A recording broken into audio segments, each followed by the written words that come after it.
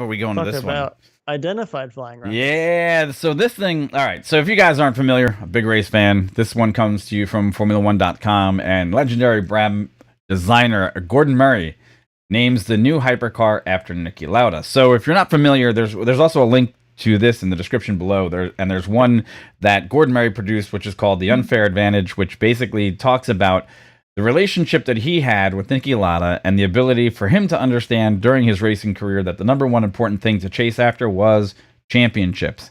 So much so that back in the heyday of Formula One in the 1978-1979 area, Lauda famously started winning races with the radical BT-46B fan car.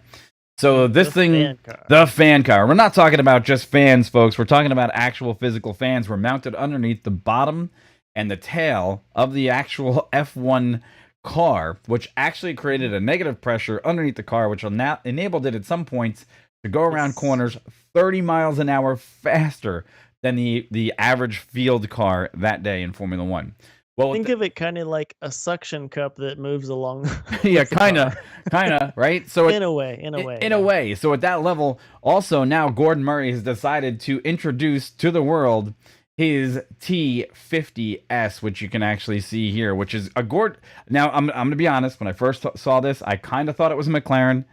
Okay? I did as well. However, even taking the embodiment of a Formula One styled car just like this and kind of following the shape of the McLaren, he's actually gone back to the McLaren roots, which is it's designed around the driver being in the center of the car.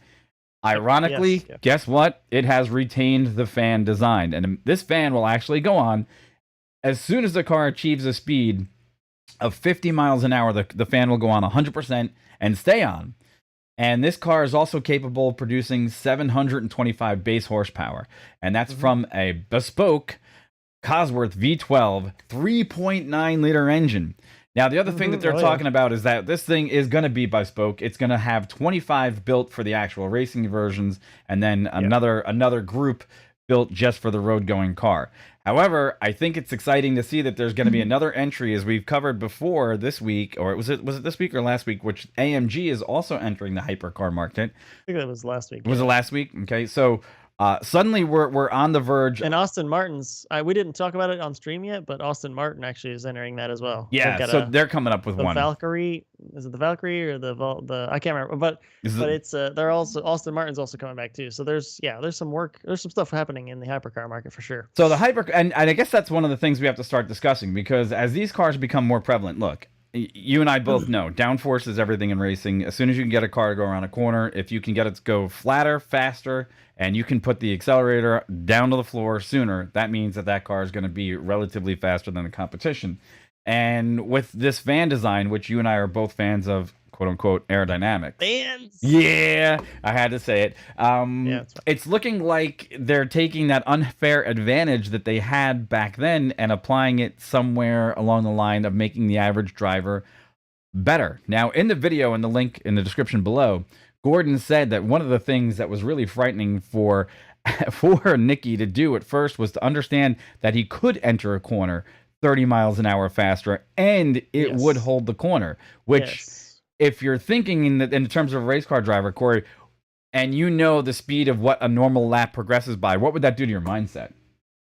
It does. I have firsthand experience exactly with that. So I, without going into all of my racing experience or past, but I did drive multiple cars that have only mechanical grip, like no aerodynamic downforce, no aerodynamic effects on the car, just pure, just kind of, I'd say kind of plain race cars, full body, no mechanical grip or no aerodynamic grip. It's all mechanical. So just the car, like your street car, right? If you're watching the stream and you get a car, there you would know if you took that street car out, there's a certain speed at which it will not hold the same radius of a turn around a turn, right? If you go into turn too fast, you're going to slide out to the outside at some point, right? If you're going too fast. It was difficult to get used to going to a car that was a purpose-built race car that was the one I actually finished driving in near the end of my career, that was kind of a full body purpose race car, flat bottom, tray bottom, lots of aerodynamic effects all over the car. And knowing all the driving you've done before, even on the same track, I've been to, tracks where I've driven the other cars before, knowing how fast you can go into that turn, and then just knowing in your mind you just need to go into it faster, because at some point, literally, the hardest part for me was going into some of these turns and knowing that normally I would have to slow down to make the turn. And then knowing in these cars that are purpose built with all this aerodynamic effects on them, knowing that if you slow down, you're actually not going to make the turn. You'll actually skid out, and you Yeah. have to actually keep going the speed you're going, and Yeah. then turn, and it's going to turn, and it's like, oh my Oh, gosh, this it doesn't will make any turn. sense. It almost sounds Doesn't like make any sense. it almost sounds like the movie, what was it, Days of Thunder, when he goes, Cole, we put new sticker tires on your car and it will hold on the top. But and look, if you're ever driving in the simulator world, and that's my only experience because I've never mounted any aerodynamics on my GTI, but I've seen people attempt it, and obviously we're not talking about the same level of mechanical grip versus aerodynamic grip. But however, it's really interesting when you get in a prototype car in the simulation world. It's the same thing. The car will handle a corner at 76 miles an hour, but if you fall off below 50, you're going off into the weeds. Yeah, because you won't do it anymore. Yeah, it won't do it anymore. And it's one of those things that, look, and the unfair advantage is that Gordon Murray is by no means a novice when it comes to designing vehicles. He's obviously excelled at this. And if one would come to mention about the fact of his integration into other race teams as engineering exploits, you could almost look to him as almost as a Carroll Shelby, in the same effort of designing a car and bringing something that could have really, really serious impact to the hypercar market.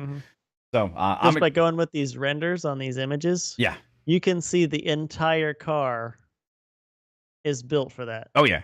Oh yeah. Not just the fan. We're talking about the fan, of course. Sure. But from the front splitter to the things on the front the quarter panels near the front. I mean, everything is designed for handling and grip. It is. And aerodynamic additions, aerodynamic grip additions. It's just all over the place. All right, but we have to talk about this view right here, because if you're looking at the same view that the front view on the car, it's gonna. Okay, let me get it. It screams McLaren Formula One though. The original. So does. It really does. The old McLaren F1, like the car, not the actual car called the Formula One McLaren. It looks like a lot like that. Yeah. So they're gonna have that to go against them. But hey, Hypercar is gonna be what? I know it was delayed, but I'm pretty sure it's coming back as a series, and I have to do more homework on it because I want to see these hypercars actually square off in each other. But it's going to be in the not too distant future that, hey, I actually got a ride in one of the original, supercars the other day too. I got a 308 GTS ride in the Ferrari, and I'll just talk about Pete if I can bring that up on the channel. However, that's interesting as well. But hey. More interesting racing news. We're going to keep paying attention to this space because obviously for us it's very exciting, and who knows, maybe if we continue to grow in that direction and we get known for it, people will invite us to go see these cars. Would love to. Like, vague hint. Would love to. Vague hint to the internet. So would love to. Remember, everybody, if you get a chance, like, subscribe, follow, and we'll continue to bring you more fresh content and push the boundaries of what the Not Your Average Show can do.